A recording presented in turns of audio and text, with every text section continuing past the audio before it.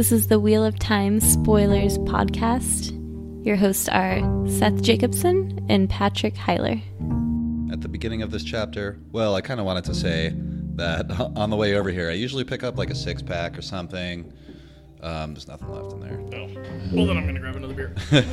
And I randomly ran into this IPA. It's a local company called Alameda, but Yellow Wolf Imperial IPA. And so I was like, all right, since we meet Elias, we're actually not doing that chapter today, but next chapter. It was in my head because I usually read like 5-6 chapters ahead, and then I go back and do the notes. Yeah, but we definitely get some Perrin POV, and I think that's appropriate to have with the wolf. Yeah. Yeah, this is our first real look into Perrin's head is coming up. It's a darn good beer too. Yeah, I actually really enjoyed the little bit of it that I got to drink. I can kind of feel it. It's it's an Imperial, so only had half a glass, which is, I suppose, appropriate because Perrin does become a king, so it's a nice Imperial wolf. Imperial. I guess we're doing before we actually get started on the chapter, we're doing a few things differently this episode than we've done before. For one, we're streaming it live to our patrons. Oh yeah, we should say this out loud. Yeah. We've been working with, actually, John Michael is one of our patrons, and he's really been helping us out, making sure that he can hear us. Although I think he may be having some trouble hearing you. We'll hopefully get that figured out. I think that we're just going to try and go forward and see how that works. And I think we're really excited to be streaming it live. I know you seem extremely excited to be streaming. Yeah, this should be really fun. I'm looking forward to just having people be able to either like get us back with corrections, and then we can actually talk about it like not 2 weeks later. Right. You know, like we can do it right then. That would be really fun. And just kind of turning it into a social thing, because it's usually just me and Seth sitting alone in his living room. This is how we do this. And Timber. Yep, right. Timber's right here. He looked at him. He's got a bone. He's enjoying that. Distracted. Yeah. I think I'm excited to try this out, and I really want questions too, because I think there are a lot of ideas and things that I see later that I'd love to touch upon, but I don't always get a chance to do that. Yeah, every once in a while I kind of look back and regret not saying, or not asking this question or that question, or it just didn't come to mind. So to have like some people who are listening live, that's exciting. And of course, it's through Patreon, so we are asking a little bit of money for the live thing. I really appreciate the people who have supported us, which I do want to talk about right now, because I think we've got some amazing support so far, faster than I thought we would. Yeah, we put it up only a week ago. Yeah. And a handful of people have already donated, which is great, and most of them donated our top tier, like what we were asking for. Yeah, we may have to bump that up a little bit, or just give people the opportunity to actually donate more than that, because clearly right. We should at least give them the option. Well, I guess I should always give people the option to give me more money. $1 million per episode. But yeah, I just want to go through them. We got Travis Vaughn was our first patron, and he jumped in there right away. We've got Phil Walker was our first patron at the highest level. We got a donation from CrankyCast, who was one of our newest patrons. CrankyCast? CrankyCast. Must be a podcaster. Or an angry fisherman. Yeah. And we have Celia Hallstrand, and I hope I'm saying that right. And then, of course, I already mentioned John Michael, who's our newest patron, and he helped us out with getting this whole live stream thing set up. Thanks so much, guys. Yeah. We really were, I say this like all the time, but I really didn't expect to have anyone listen until we got to like this point now. I thought we were going to work on it for like months before we really got anywhere. You know what I mean? Yeah, I figured maybe we'd get through Eye of the World and maybe do some promotions and get ourselves a few listeners. Yeah. Yeah. or that we would have like just a bare handful. Right. But we've seen pretty steady growth, and I got to say, we really, really appreciate that. It really makes it worth it and like exciting to do, to know that people actually give a shit about what we're doing. You know what I mean? It brings us to the table every week, and we're both super excited, and we're getting more excited rather than less, I think. Yeah. Well, it keeps growing. Yeah. not the last episode, but the episode before that, we got our most downloads ever in a day. So it just like, it keeps accelerating. And I mean, it's not like insane numbers or anything, Right. but there's hundreds of you. The last time we had this conversation, there were just dozens. And now there are hundreds. And Yeah. that's, wow. I mean, wow. We released that episode and we got a couple hundred just like in the first hour. It was like a download per minute or so. Yeah, in the first hour or something like Yeah, that. for the first couple hours. Yeah, I think a lot of that's, RSS feeds and stuff. We're going to download it. Probably. No one's sitting there hitting sweet. download right away. Waiting for the moment. Right. Probably not. Probably not. That tells me that there are subscribers. Yeah. Oh, and we don't get a ton of information. We actually get less information than I really thought that we would, like through Libsyn. I mean, it's enough, but like we can't see things like how many people are actually subscribed. We can see how many times it was downloaded. Yeah. And from where and stuff, but we don't get as much information as I thought. I spend a lot of time sort of exporting things and putting them into Excel and Yeah, Seth has sort of puzzled some things out. things to figure out that like, hey, you guys seem to like longer episodes. Those get more downloads, and Yeah, I really wasn't expecting that one. it's really cool to have international listeners. Yeah. I mean, I know I'm pretty American centric. Well, yeah, me too. I mean, Yeah, we haven't really done a lot of traveling outside of America. And been to Mexico and Canada. yeah, That's it. I was actually technically born in Canada, but Seth is Canadian. yeah, but I don't remember it, technical and sense. I can't claim citizenship really until I go and get my passport. Oh, no, you should. It's definitely on my to-do list. All right, well let's get into it. Now we've done that's a good amount of Preamble. I want to hit some corrections and then jump into the chapter. Back in episode 17, we talked about Min's prophecies, Min's omens. Okay. The broken crown of Perrin. We didn't know what that was. I got a correction on Instagram that I forgot to mention. I definitely got like 2 or 3 on Reddit. So this is clearly something that a lot of people wanted us to get right. Yeah. It's the Saldean crown. Yeah. Basically, That the broken crown represents Saldea. So I assume that the broken crown, as one of Perrin's omens, means that he'll eventually be in one way or another tied to Saldea. And we know that that eventually happens through marriage to Fail. right, because she's what, 3rd in line? Second, I think. Because it goes, Tenobia's the queen, right? Mm-hmm. She's the current monarch right now where we are in the books. Right, Then Davram Bashir. right. Then Fail. Fail. So 3rd. Wait, Is that Fail? second? If you're 2 away, I guess you're... Oh, I guess that's second. Second. then. Yeah, Because who if knows? Tenobia dies, then first in line is then second in line. Right. Why is the Saldean crown broken? I don't know.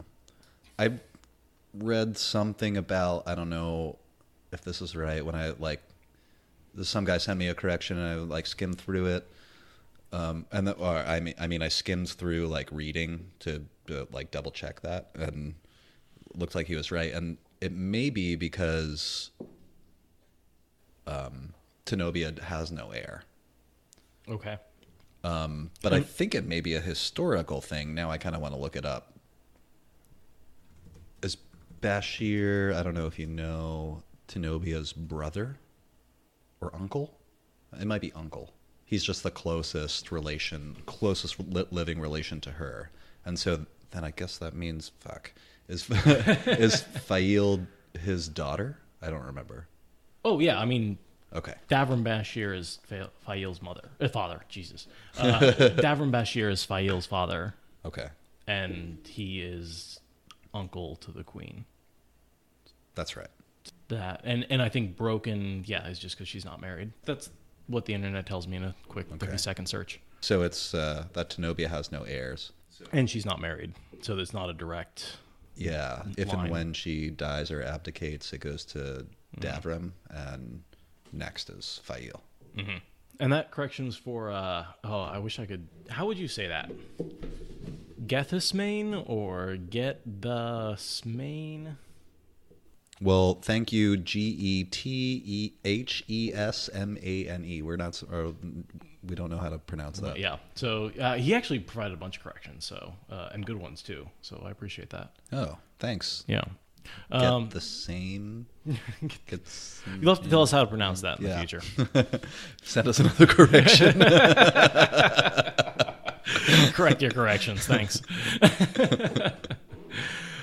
He also said, we talked about the beggar staff as a viewing. He said Rand is actually using that when he's about to nuke Abu Dar in the end, when he's about to balefire the whole thing. Oh, right. I remember. So apparently the staff represents maybe that era. Okay. And that decision that he has to make. We talked about the talent to see Ta'Veren, and we said Suwan had it. Yeah. Nicola also had it. You remember her? She was one of the Aes Sedai. Rings a bell. Just one of the rebel Aes Sedai. I think one of the apprentices. She's one of those tertiary roles that has a bunch of speaking parts, but gets lost in the morass of Aes Sedai. Yeah. So, but she also had that. She was talented to see that, and apparently she saw Matt as Ta'Veren once, and that's how they identified it. But other than that, we never see her use it again. So it's not an incredibly uncommon talent. Doesn't seem to be. I mean, to even be able to point out, 4 people in the world, but 2 people who technically should be alive, as far as age goes, have it. I mean, how many people do we see foretelling or, various other talents? There's a handful of dreamers, but that's mostly due to the Aiel finding them. Well, and the pattern is pulling more of these talents out of history. They traditionally haven't been around, but now with the last battle coming up, they're actually we're getting a lot more of these talents, right? Mm-hmm. The Wolf Brother thing is happening again that it didn't used to be. Yeah, we see at least 3 of those. Oh, do you want to try and name all 3? Well, Elias, Perrin, and the guy who goes crazy. Yeah. I don't remember his name. No. But he doesn't really go crazy. He just chooses to go 100% wolf. Yeah. And he goes a little crazy because they lock a wolf in a cage, and a wolf locked in a cage is going to go a little crazy. Yeah, or, anything. And that correction was sent in by last account was stolen. So I hope this account isn't stolen, but thanks for that one. And Atropos 2012, who's actually left a lot of comments, has said Matt still had the dreams after Shadar Logoth, that the dagger wasn't necessarily his protection. Oh. So we'll have to look into that and see what if he doesn't get the dreams until, or he doesn't lose the dreams until he gets the medallion, or if maybe the dagger, it takes a while for the corruption to build up. So it would be at the same time that Rand learns to protect his dreams. Right. Was when Matt gets the medallion. That's it for episode 17. For episode 18, Min has the viewing that they're in more danger. Yeah. Now that Nynaeve is there. And it's not because Nynaeve is there. It's because Rand told Fane where they were. Oh, that's freaking obvious. I can't believe it. Yeah, we totally missed that. Yeah. Yeah. So it's timing with Nynaeve, but and the way she states it sort of makes it seem like they're connected, but they're not. I read that and I was just like, oh, obviously. And that was also last account was stolen. Thanks, last account. Telmaines versus Telmanus. Yeah. Someone, what was it? Brain JFK pointed out the pronunciation.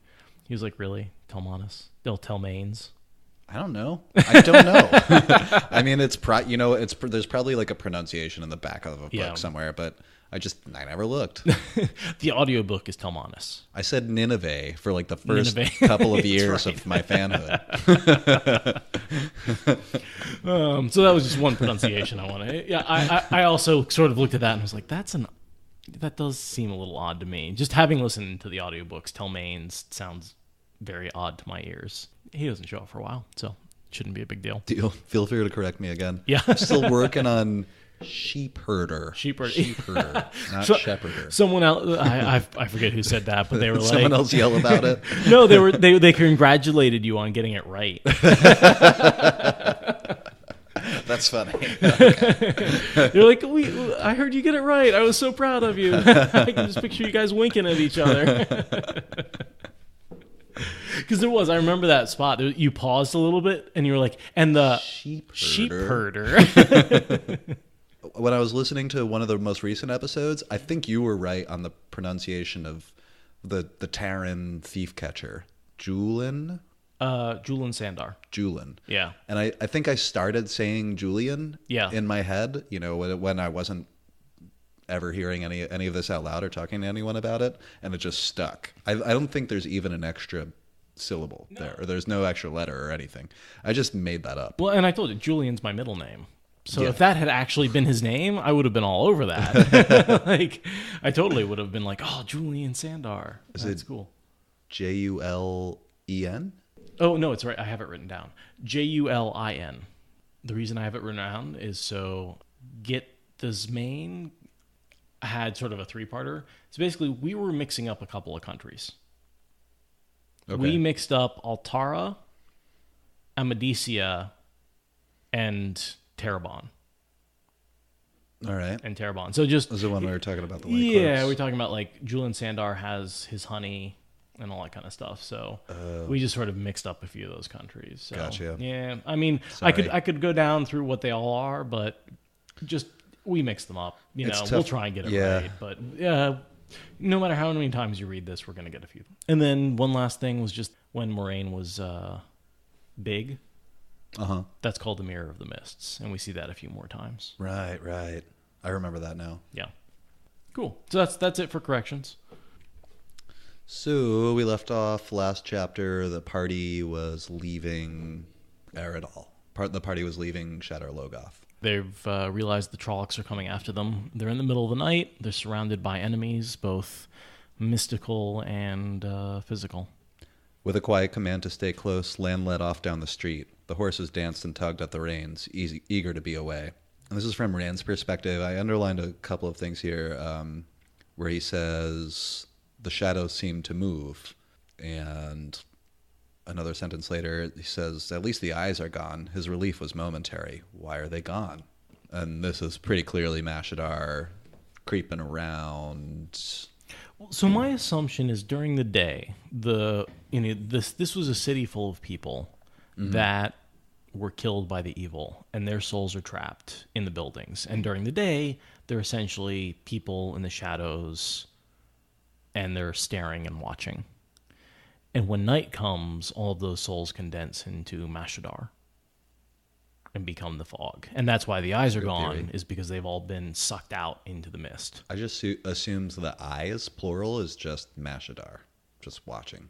Yeah, I think that's basically the same. Well, I mean, thing. Whether they're separate during the day and together as a mist in the night, or whether it's just watching during the day from the shadows. But we know that Mashadar can't go out in the light, really. No, it doesn't like the light. Yeah. Even when we saw last chapter, where not Mashadar, but what's his face, Mordeth, comes out like as the sun is setting, and he says something like, "Oh, I apologize," and he's like squinting and kind of feels really weird out in the light. Yeah, well, he stays in the shadows, and that's at dusk. Yeah, and he only comes out into like the lengthening shadows of the buildings. Oh. So he doesn't even get direct, like a vampire. He doesn't get direct exposure to the sun. Yeah. As long as he seems, but even that little bit is bothering. Totally. It. Yeah, whatever it is.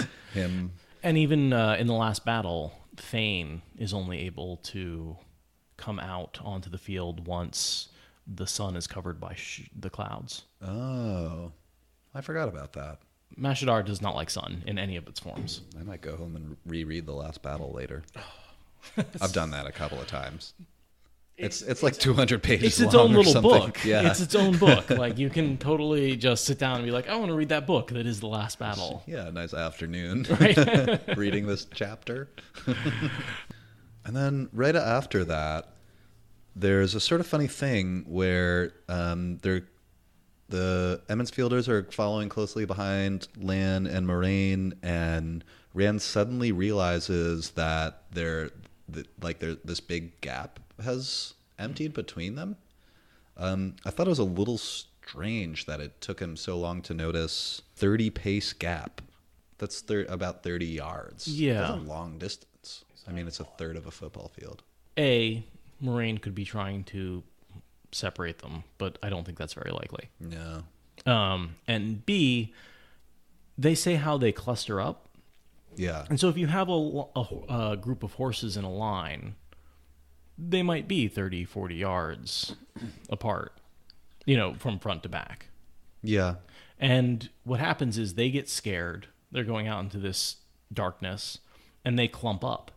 Whereas Lan and Moraine aren't scared, and they're in the front, so they just keep going.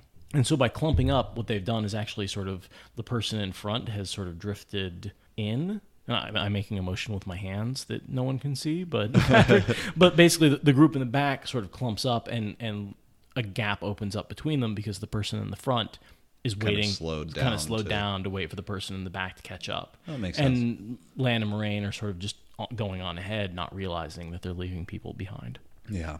Well, however this gap ends up opening, a thin tendril of silver gray fog drifted low across the street ahead of him and separates the Emmonsfielders from the warder and Aes Sedai. Moraine yells at them to stop and essentially explains what will happen. Egwene asks, can't you, blow it away? And she's like, no, not really, no.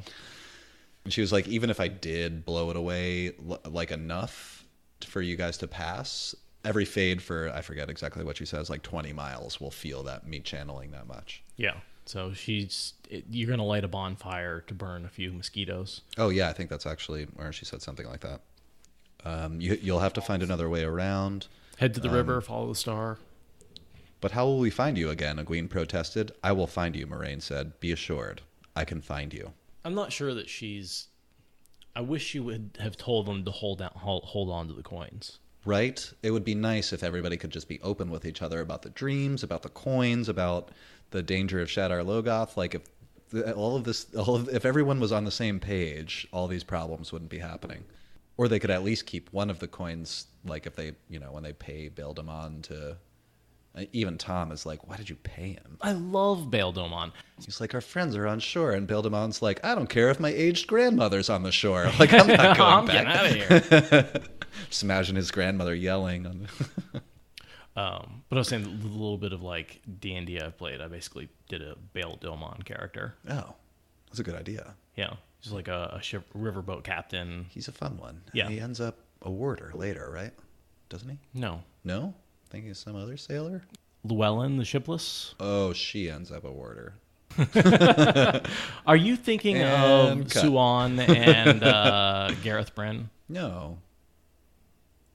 I don't know. Maybe I'm just thinking of because he's a character throughout the series. Yeah, well, he pops up a bunch of times, but he ends up, because he gets kidnapped by the Shan Chan. Right. Or his ship gets stopped. And then he ends up linked up with Llewellyn. Yeah. Maybe that's just what I'm thinking of. Not a warder. Not a warder. But it's very much the warder Aes Sedai relationship, but she's not Aes Sedai, so she can't channel. But they stick together, and I like that couple. They're interesting. They're interesting, yeah. The sort of sailors. Two sailors and captains who end up shipless. Yeah. Llewellyn shipless. We just had the characters separated by a tendril of mist. Right. And I actually really appreciate that they break these characters up relatively early in the book. That it gives them a chance to sort of see the kids grow up a little bit and have some independence from Moraine and outside of their village. Yeah, and we can really we get to start to see their individual qualities come out. We get to see that a little bit, but I have some things I want to talk about later, but there's some character development happening. Especially with Matt and Perrin and Egwene. Yeah. I think those three characters, we've had a lot of POVs from Rand. Right. We really need to get some diversity here. Yeah. And it really was making me feel like I'm getting into the series now. This isn't just the beginning part anymore. You know what I mean? When you get to see the perspective switches and stuff that are so... whenever I think of the Wheel of Time, I always think of that.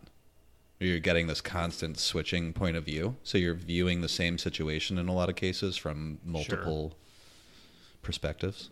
Yeah, I really feel the story begins here when the Tollocs scare them and they break up into 5 different... They just all splinter in their own direction. Yeah. I feel like that right there is the breaking point for when the story stops being build up and world building and introduction and becomes each individual story, and they come together again, but we really get to see the characters develop.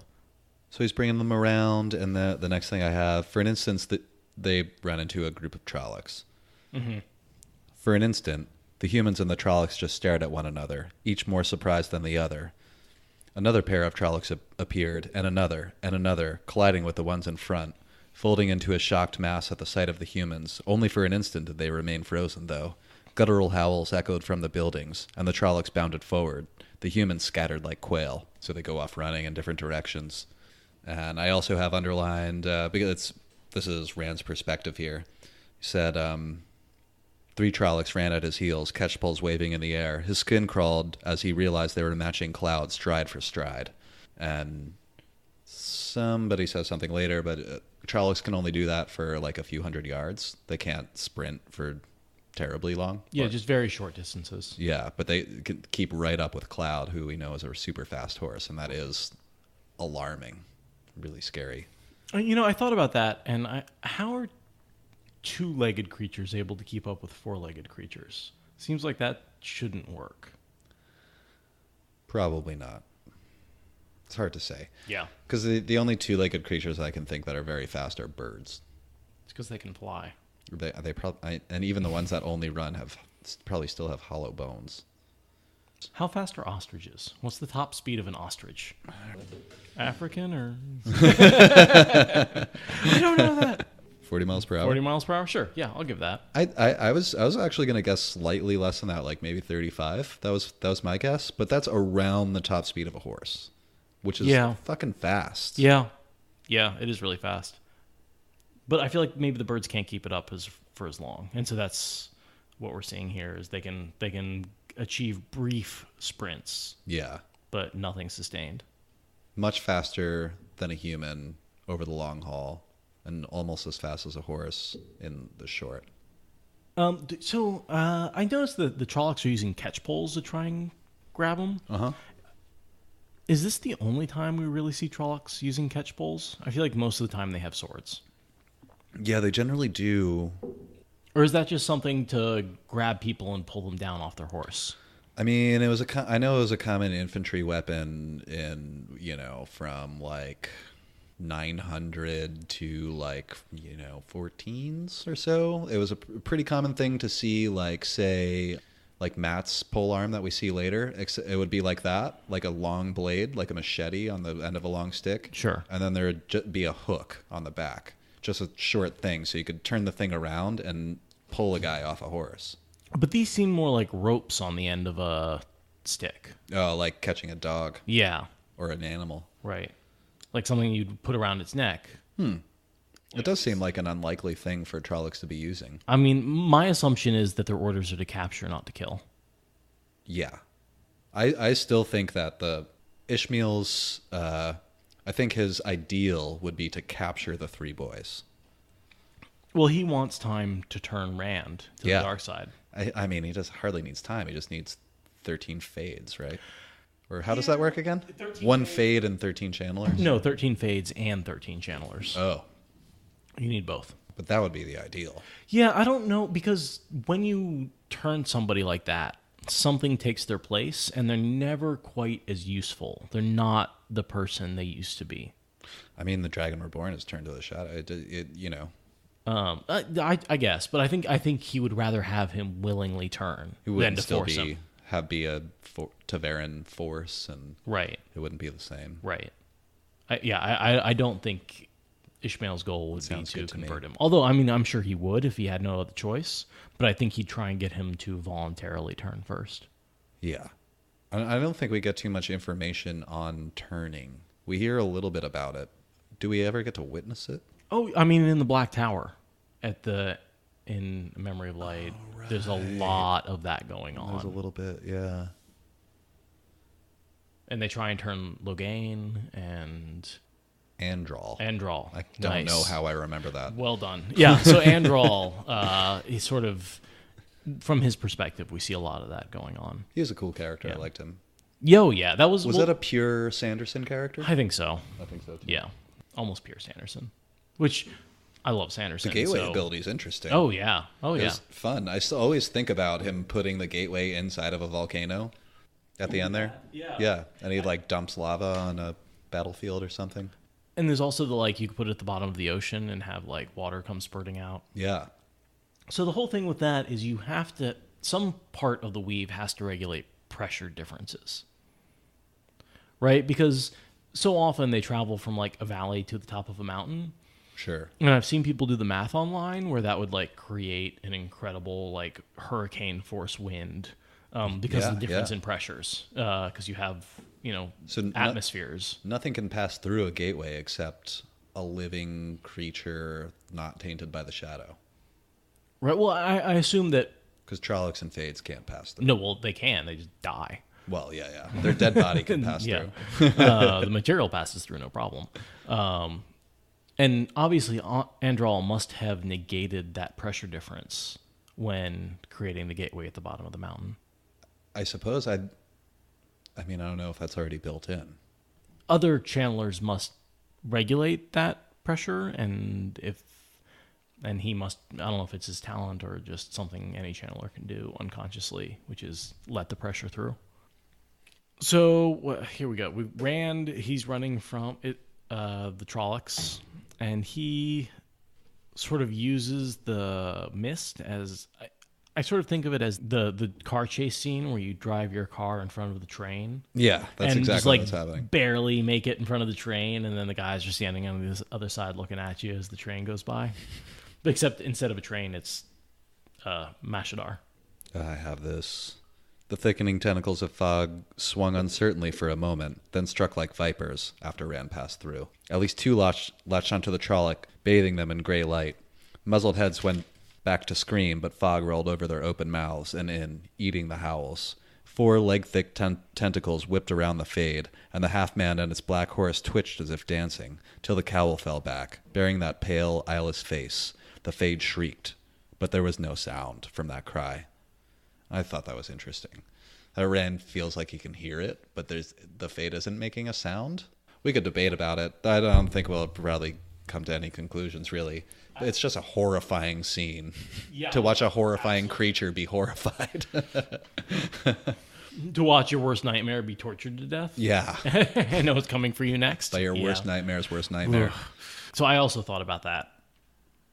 Yeah. And I was thinking, like, there's a couple of possibilities. I mean, the most obvious one is just that he's screaming at a very high pitch and just outside of human hearing. Maybe. I also thought, hey, we know Myrddraal are outside the pattern. Yeah. Is it possible that he's screaming outside the pattern and somehow Rand's sensing that? It's possible. Yeah. And then my third option was, is this somehow power related? Or is she somehow a power scream as it sort of...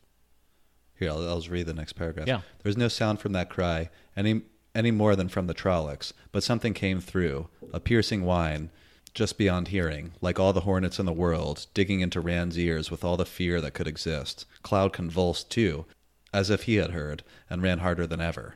Rand hung on, panting. Some kind of high-pitched sound. Yeah, that's sort of what I assume is its high pitch. Because even the horse freaks out. Right. I don't think we get any more of that ever. No. But... Well, how often do we see Fades get destroyed by Mashadar? Yeah, like never again, Never really. again, yeah. Not purely Mashadar, anyway. Yeah, maybe in the last battle. So he runs into Matt. They talk for a second. Matt says he hasn't seen anyone. Rand hasn't either. So Matt has a quote here where he says, I just saw Trollocs. Mm-hmm. I assume he's going to say, I ran. I don't know why I have that thought. No, I didn't see anyone. I ran. But instead of saying I ran, he's like, I didn't see anyone. I just saw Trollocs. Oh, yeah. Because he interrupts himself here, and I was trying to think, like, what would he have been about to say that he would interrupt himself about? Rand drew a deep breath and lowered his sword. His arm shook. Have you seen anybody else? He managed. Matt swallowed hard before pulling himself awkwardly back into his saddle. Just Trollocs. He put a hand to his throat and licked his lips. Just Trollocs. You? Rand shook his head. They must be trying to reach the river. We better do the same. Did you notice a little bit of foreshadowing there? No. He rubbed his neck. Oh, yeah, I did notice that. Yeah. So he got caught with a catch pole around the neck. Uh-huh. He got a little hung right there. Again. Yeah. So this was time number 2, right? Yeah. Yeah. I don't think he gets hung again for like at least a couple more months. I'm serious. Not till we get to the waist. You know, he could just be really freaked out there. He may also be embarrassed about running. We know that Rand is beating himself up. For running? Well, not just for running, but for not protecting Egwene. And what we know about Matt is he's probably also beating himself up about that, even though he'd never admit it. Do you think there's any significance to the Red Star, or is it just the North Star? I couldn't think. Is it supposed to point north? Or I guess not. I have to look at the map again, but they're supposed to get to the river. Just the Red Star, not necessarily the North Star. No, I think it's probably just a star that's like the North Star. Yeah. I don't think we see anybody mention this again. Yeah. Or this particular star and like to follow it in order to go in a direction. But I assume that, Moraine knows that, say this star always points in whatever direction. Sure. Possibly east, because that's the direction they're supposed to be heading generally in. Right. Right. And it doesn't seem like Perrin or Egwene know about it either, because they don't seem to, do they? Well, I mean, I think they follow it to get over the river. So they basically they keep fleeing and they follow the Red Star and they get to the edge of the city. Here's a quote from Matt. He hesitated at the gateway, but Rand said softly, "Is it any safer in here than out there?" And I was just wondering, maybe he has hesitated because of the dagger, that he knows he has the dagger on him and he's a little worried about going to the edge. That's interesting. He does hesitate though. Yeah. And Rand's like, basically making the point that it's more dangerous to be in here than it is to be out there. Right. I assume that maybe it had something to do with dagger, that maybe he's worried about taking, he sort of has a thought that maybe I shouldn't take this outside of the city. Yeah, that must be it. I mean, it's as good as explanation as any. Sure. Suddenly, Thom galloped by from behind, slowing only long enough to shout, "Ride, you fools!" And he's closely pursued by Tollocs. So I immediately went to Gandalf saying, "Fly, you fools!" back in the Two Towers, right? Like when he's like the Balrog has got the whip around his leg and like, yeah, it's gotta be a reference. That's gotta be something. Not to mention like Thom, Merlin, Gandalf. Like, there's definitely a link there as terms of character name. Yeah, except Tom's magically non-magic. Do we call him Thom the White after he gets attacked by the Fade and comes back with a limp? Yeah, the limp. He's Thom the Gray right now. He comes back as Thom the White. Does he limp for the rest of the series, or does he eventually get better? Because I remember he's got a limp for a while, right? After he fights the Fade. He always limps. For the rest of the series? Yeah, okay. Yeah. No, even up when he's guarding the tunnel to Sheol. Gotcha. He's sitting on the rock, just tossing daggers into women's backs that try and he's like composing his poem about the grand battle as he watches. Brutal. Yeah. This series is so fucking metal. It really is. There's just, so many of these scenes I want to see visually. Like, how awesome would it be to see Thom, this character that you've fallen in love with, sitting on a rock while the battle unfolds below him as he composes a poem? That's really badass. Right? This is when we switch to Perrin's perspective. He's still standing in Shadar Logoth, and he's like staring at one of the gateways, and he's unsure about whether he should go out into this clearing or not. He's nervous about being exposed. And isn't this our first non-Rand POV? Yeah. I think we've been 100% with Rand up to this point. Yeah. I think this is our first switch. That's a great point. I didn't even notice. Page 300. All I'm saying is anyone who's wondering who the Dragon Reborn is at this point isn't paying attention. How about the main character? Right, yeah. That's he's clearly the main character at this point because he's the only character. Which it's a little jarring when you get to book 3 and he's not even in it. I mean, I like a lot of that stuff though. Like I love Matt's point of view. That's one of my favorite parts of the whole series. Absolutely. Matt's point of views on things. He does leave one of the characters out of at least one book. So Rand's basically not in The Dragon Reborn. Ironically. Yeah, ironically. Perrin, there's like a book where he doesn't appear at all. Yeah. And Matt, when the wall falls on him, he's out for a book. So they each have one book where they basically don't appear. Seems like it was probably planned. It's too neat. I think he just needed the timelines to catch up. Maybe. I think he just hurt the characters when he needed to let them sit out for a while. let the rest of the characters catch up for a while. I'll just drop a wall on Matt. Can I tell you how upset I was when I didn't get to find out what happened to Matt when that book came out? Oh, the next book. Because I had been waiting and waiting to find out what happened to Matt. So yeah, we're in Perrin's POV. Oh, yeah, and he's looking toward the gateway, wondering whether or not he should expose himself. He doesn't want to cross like the open ground between... Yeah, he describes like a huge square in front of the gate, and he is nervous about going out into the open. He says he can't see anything, but like anyone else could be around some corner somewhere watching, waiting. And then he runs into Egwene. Rand, came a soft, hesitant call. He let out a long, relieved breath. It's Perrin, Egwene, he called back just as softly. Have you seen anybody else? They both asked at the same time, and both answered by shaking their heads. They'll be all right, Egwene muttered, patting Bella's neck. Won't they? They're just reassuring themselves here. Yeah, I mean, I think Perrin sort of needs someone to take care of, and Egwene fills that role. And Egwene needs to figure out who she is away from Nynaeve and Moraine. Yeah. And it's a good thing he does find her again after they cross the river. Yeah, they're an interesting pair. Yeah. We don't see them together much, except right here. Oh, yeah, almost never. And they don't interact a whole lot. They're sort of, you know, when you have roommates that you don't really interact with, you just sort of live with them and you're in the same space, but you're not necessarily... Yeah, you have all these small interactions, but they hardly count. Right. I sort of feel like that's where they are in terms of their relationship. You know, maybe a little brother-sister-ish, but, you know, she's always been Rand's promised. And I feel like Perrin is very much caught up in his own head. Yeah. I mean, Perrin broods. That's what he does. You know, like, so... So he's the quiet thinker. He just thinks a lot. Then a Trolloc horn sounded somewhere behind them. Quick, wailing blasts, urging the hunters to hurry, hurry. And they start running here.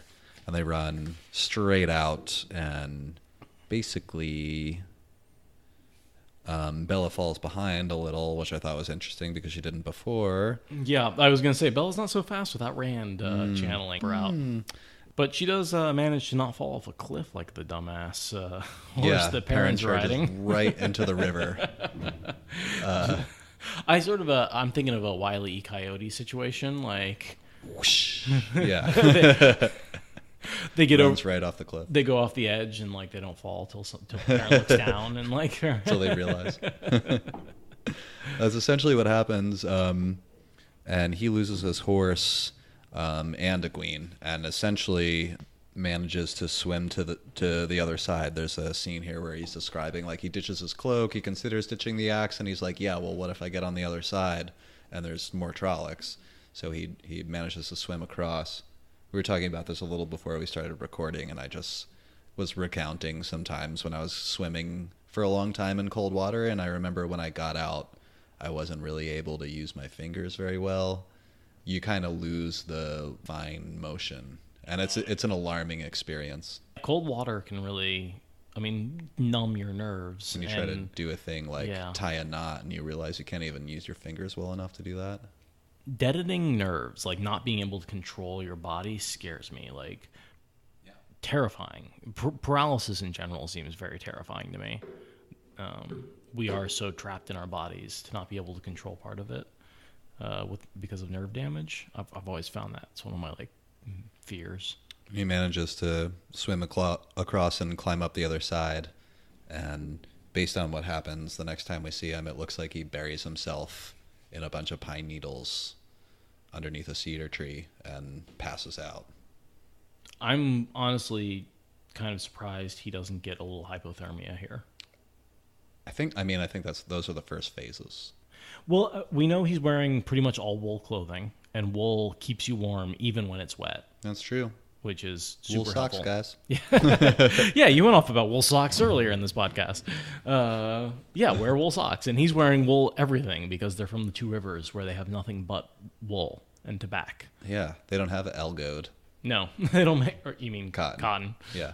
And they don't have... I guess, is all their clothing made out of wool? Probably not. What else would they use? I think... Silk? Isn't No. linen a plant fiber linen. also? Frankly, I can't think of anything else. I mean, leather. Right. Sheep leather? They've got cows and stuff. So he basically does the breaststroke across the river. Yeah. Or I thought he was doggy paddling.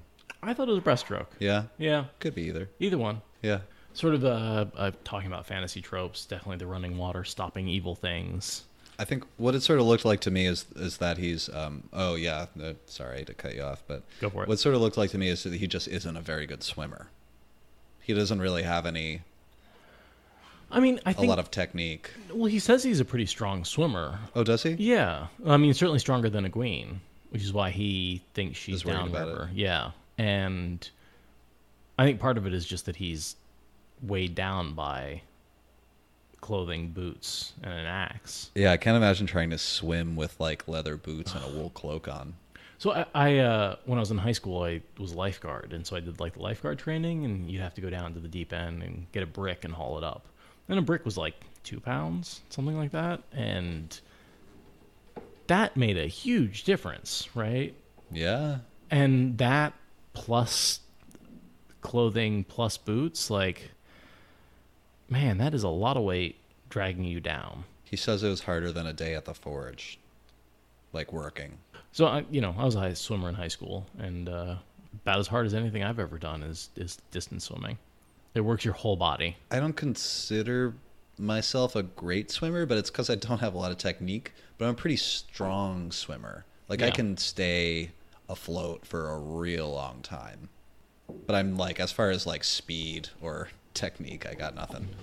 Then we switch back to Rand's perspective. Yeah, we just had a brief Perrin, and now we're back to Rand. But yeah, so Rand, Thom, and Matt do pretty well. I mean, you've got Matt with a bow, Thom with his throwing knives, and Rand with a sword. So you've got sort of long, medium, and short attack. Yeah. And we see them here just kind of wandering through the woods looking for the red star and like basically trying to navigate. And there's a kind of funny scene where Matt's like, I'm pretty sure it's this way. And Tom's like, it's that way. It's the opposite. Matt has a terrible sense of direction. Good thing he's lucky. I actually couldn't help but think of the scene with the snakes and the foxes where he does the thing where he spins around and points randomly and it just takes him in the right direction every single time. Yeah. He just learns to rely on his luck at that point. Totally. But like it's just it's not that he has a good sense of direction. He's just picks a random direction. It's always right. He's just lucky.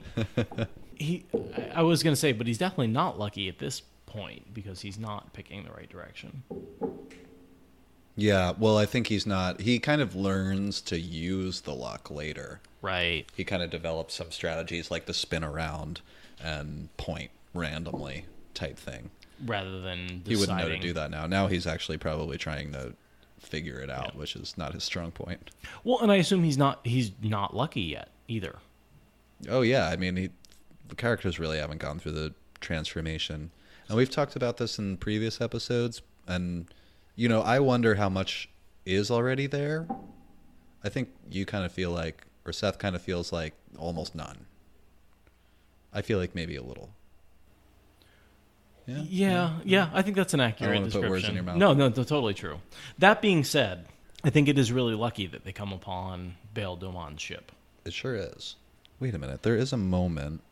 Isn't there a moment where they're trying to decide which way to go, like up or down river, and they're like, it doesn't matter? Yeah, but Thom is the one who decides.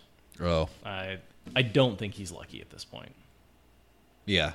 Yeah, probably not. But I did think it was very lucky. Maybe just we can attribute Ta'Veren pulling to putting Bail Domon on the river at the right time.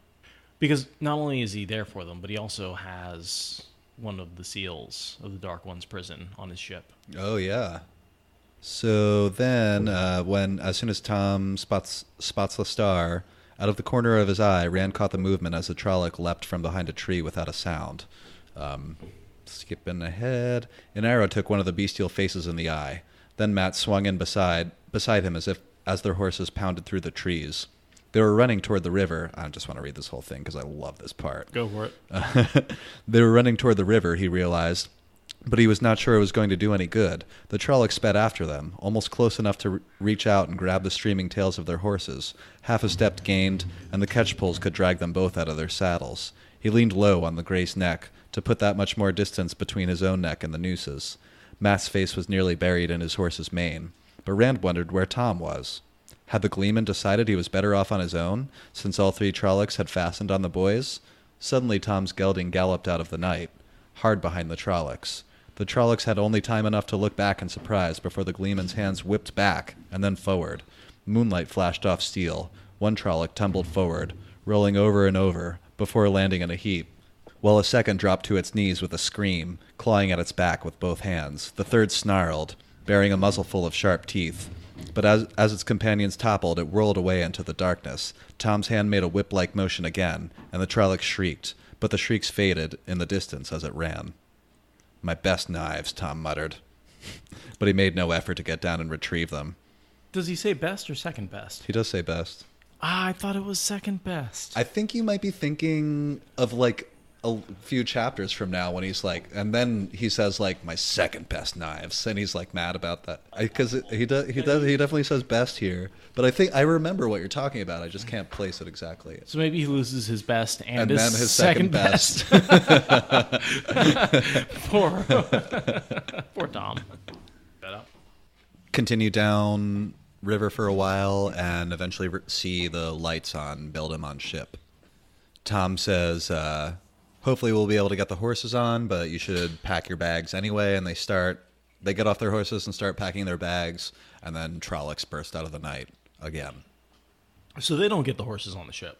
No, they just run right onto the ship. So that's the last time we see Cloud? I believe so. Yeah. Finally, they could make out the source of the light, a lantern hoisted atop the masts of a large trader's boat. Now that, Thom said as he dismounted, is better than an Aes Sedai raft, isn't it? Thom had no chance to say what he meant to do. Into the clearing burst two Trollocs, howling and waving their catch-poles. "On to the boat," Thom shouted. "Quick! Leave all that! Run!" Suiting his own words, he ran for the boat, patches flapping and instrument cases on his back banging together. "You, on the boat!" he shouted. "Wake up, you fools! Trollocs!" You notice he saves his instruments. Yeah. Gelb is the guy on the deck. I think it might be Gelb. Gelb, sorry. I dyslexically typed Gelb. Yeah, it's Gelb. But it's Gelb. Yeah, you're right. I think Rand vaults over the side of the boat and just, like, kicks this dude in the face who's falling asleep. Or who's asleep on the ground. Yeah, he just, like, face stomps him. Totally. Yeah, he doesn't, you know. Gelb comes up a couple of times. He appears much later in the series. Yeah. Yeah. So this is not the only time we see him. I remember. He's darkfriend, though, right? I think I don't know if he is right now. Like, I don't know if he's sworn to the dark right now. Yeah, that's a good point. I don't know if he is. But I think he is. Honestly. He certainly is a pathetic, simpering creature at this point. Oh, where he just, yeah. Rand lands on the ship and he says, "Spare me," he cried. "Take whatever you want. Take the boat. Take everything, but spare me." What a sad thing to start yelling. I think Jordan has some real bad opinions about lazy people. I think you're right. I really think he thinks being lazy is like a huge, huge sin. Just because, first of all, look at how much stuff he writes. There's no way he wasn't working his butt off until the day he died on this series. Yeah. And we know he was He's a soldier who saw combat Yeah, he went through a lot. for a long period of time. I think he did a couple tours. Mm-hmm.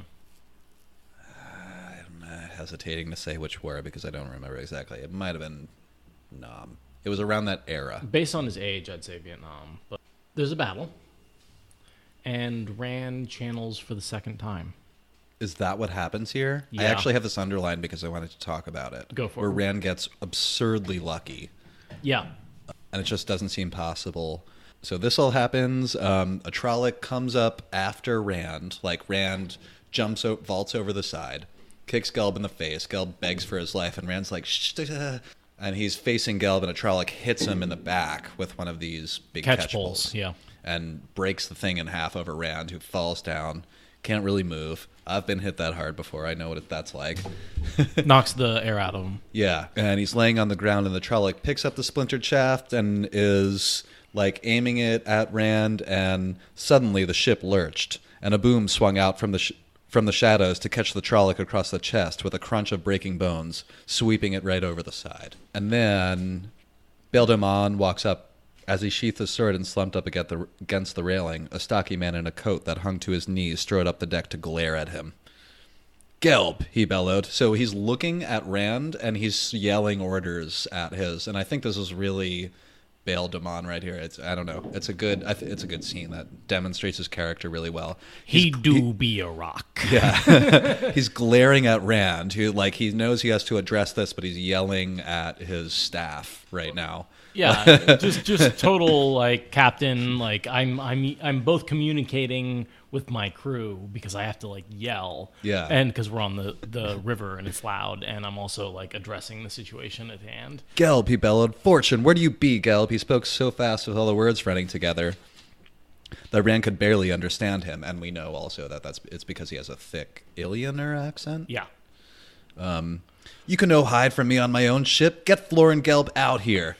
And a crewman appeared with a bullseye lantern, and two more pushed a narrow-faced man into the circle of light it cast. Rand recognized the fellow who had offered him the boat. Were you no supposed to secure that boom, Gelb? And Gelb says he did. And he did. Absolutely he did. He probably did. Yeah. No, the only reason that's, Gelb has a bit of a legitimate beef with Rand. Because, like, yeah, he totally secured the boom, and Rand channeled it free and used it to knock the Trolloc He did right fall off. asleep on watch, though. Well, that's fair. Yeah, I mean, clearly he's not disliked. Not disliked. Double negative there. He is disliked by his crew members long before Rand ever steps aboard the ship. And this just makes him look lazy terrible. And everything. But yeah, I mean, it is not his fault that the boom. Damon fires him right here in this scene. Right. He's like, if you don't get out of my sight right now, I will throw you out of my sight off the boat. Rand channels that boon free to crush the Trolloc. Absolutely. That's him channeling. Do you know when the channeling sickness is from this? No, I don't remember. Well, you'll have to read and find out. All right. Rafa. Later on, he's on the ship, and he he gets goes sick on the boat, right? Yeah. He goes up into the crow's nest, and the ship swaying back and forth, and he's at the top, and they're like, "What are you doing? He like lets go, and he's like does that whole trick. He's like swinging around on the ropes or whatever. Yeah, and he does like a stunt down on the ground, and Thom plays it off as like, "Oh, I'm training him to be a Gleeman." That's totally him suffering from channeling sickness from channeling right here. He's like freaking out, scared. He can't really breathe. I think it's the "I'm gonna die." Yeah, die. Then he says, "I'm gonna die. Light, help me. I'm going to." And then something happens. Right. It's that light help me. I think he reaches out to the power. He gets to high panic mode, and then things start happening. Totally. Yeah. Yeah. No, Captain, it was him. Gelb pointed straight at Rand. I was on guard, just like I was supposed to be, when he sneaked up and hit me with a club. I fought him, but then the Trollocs came. He's in league with them, Captain. A dark friend, in league with the Trollocs. In league with my aged grandmother. He's always using that. I just thought that was really funny. It's like the your mom joke of the Wheel of Time. Of Ilian, I think. Is he the only one that does that, or do they all do that? I think he's the main Illianer that we interact with. Yeah. Yeah, for sure. I mean, we run into other people that have the same accent. And the same strange speech pattern. Isn't Telmanus Illianer? I thought he was Kyrianen. Oh, yeah. No, you're right. He's not. I can't think of any other major characters. I mean, the king shows up. Sure. Sometimes. So Matt, they try and basically tell him a story. And Matt sucks at lying again. Yeah, just shut your goddamn mouth, Matt. I'm literally like starting to write stuff like that in my notes. Like, Matt opens his mouth again. Like, just listen to Thom. Stop talking. Stop. Okay. Yeah, Thom is always like, just let me do the talking. And then someone asks a question, Matt just starts yelling answers. I think he's so used to lying, he just lies instinctually when someone asks him a question. He starts making stuff up no matter what. But he's not good enough at it. Like, he, at this point, still keeps... Yeah. But this is where mistakes. We see... This is the scene where the boys give away their coins because Matt's like... starts trying to convince him to let them stay on the ship. Right, and he pulls out the silver. Yeah. And so, yeah, this is where Moraine loses track of the two boys. Mm-hmm. And we see, I think, in the next chapter... Yeah. In the next chapter or two, Moraine says, I felt the connection break. So as soon as they pass off the coins, she knows. Yeah, the bond with them is broken. Yeah. But she also knows that they're heading downriver. Yeah, she feels them travel far enough, for the first few minutes, or the first, I guess half an hour or so where they're on the ship, she feels them travel downriver pretty rapidly. And then there's just one other quote I wanted to talk about, which is Bail Domon talking about the fact that the Tollocs have been plaguing him for some time. Yeah. The only thing I had before that is another cute quip where Matt says, you wouldn't just put us ashore, Matt said. Not with the Tollocs there. Who said anything about the shore? Damon replied. Toss you overboard. No, I wouldn't bother going to that length for you. Wouldn't even stop. You just have to swim. But yeah, that was the next thing I noted where Beldamon's talking about he got stuck up in Saldea because the winter came too soon, and there were more Trolloc raids than usual, the locals told him. And I'm guessing at some point in Saldea he picked up the seal to the Dark One's prison. Maybe. Well, we know he collects these things. Does he ever say exactly where he got it? If he does, we'll come across it. Yeah. But yeah, he has one of the... Quendiar, thank you. He has the Quendiar seal, the half white, half black, in his possession, and that's what the Trollocs are after. And so I assume Ishmael is sending Trollocs after him? Oh. Because he says they've been following him. For some time. Yeah. And he also says that like farms were burning every night while he was in Saldea and this and that. But I wonder if it was purely because of him, because he was there with the seal. Right? Because we don't hear about renewed raids like when we get to Shadar, and we don't hear about anything about that in other Borderland nations. No, yeah. Just where Bail Domon was. Yeah. I bet that's what that is. Absolutely. I missed that. But John Michaels said that... Nom, two tours. I see that. Yeah. Did you know that he, Robert Jordan wrote a few things just on his personal experience in combat and stuff? I haven't read those. I read a clip somewhere a while back, like when we were starting the podcast. It was pretty cool, and it was cool to see him write outside of outside of the fiction genre, Right. Well, have you read any of his Conan the Barbarian books? No, I never even. Are they pretty good? I haven't read them either. I should probably get around to that. Right. I mean, they can't be that long. If I'm going to be this big of a fan, I should read his other stuff. Right.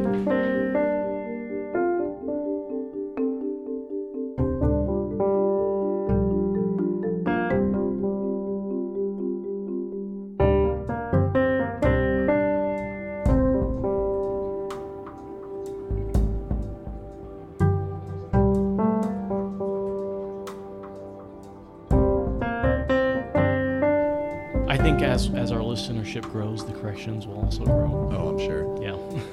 And as we get more into sort of the meat and potatoes of the books, there's more things that we can get wrong to make mistakes on. We already have to sort through things because sometimes people will just yell corrections at us, and we're just like, that's not right. No, that's wrong. And sometimes it's people are like, this is a correction. Like, yeah, that's what we said.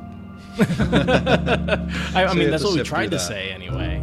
But we do actually get quite a few valuable ones. It still continues to surprise me that there's that many fans out there. I mean, it really shouldn't surprise me, I guess, because it is a fairly popular series as far as in the fantasy world.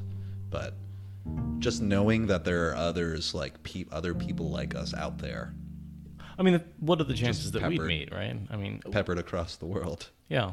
And then there's the Venn diagram of people who read the Wheel of Time and people who listen to podcasts and people who want to listen to you and me talk. Yeah. Yeah. We probably annoyed somebody by now. Oh, I'm sure. There's definitely, I can look at the numbers and see a large group of people download the first episode and never keep going. You can't make everyone happy. Yeah. We're also highly produced podcasts, like Sword and Scale, or I'm trying to think of another good example of a highly produced podcast. I mean, any of the NPR ones. Yeah. All the NPR and BBC ones, clear and crisp, and they have a nice accent. Yeah. We have none of those. I have trouble finishing my sentences clearly, and we both have day jobs. So yeah. This is a hobby. I doubt those BBC podcasters are drinking on the job. Maybe they should be. It would probably make the make it a little fun. And whatever. The tea guy. Anyway, that American jerk. This is my escape from politics. Thank you for listening to the Wheel of Time Spoilers podcast. Rate us in the Apple Podcast app or your favorite podcast client.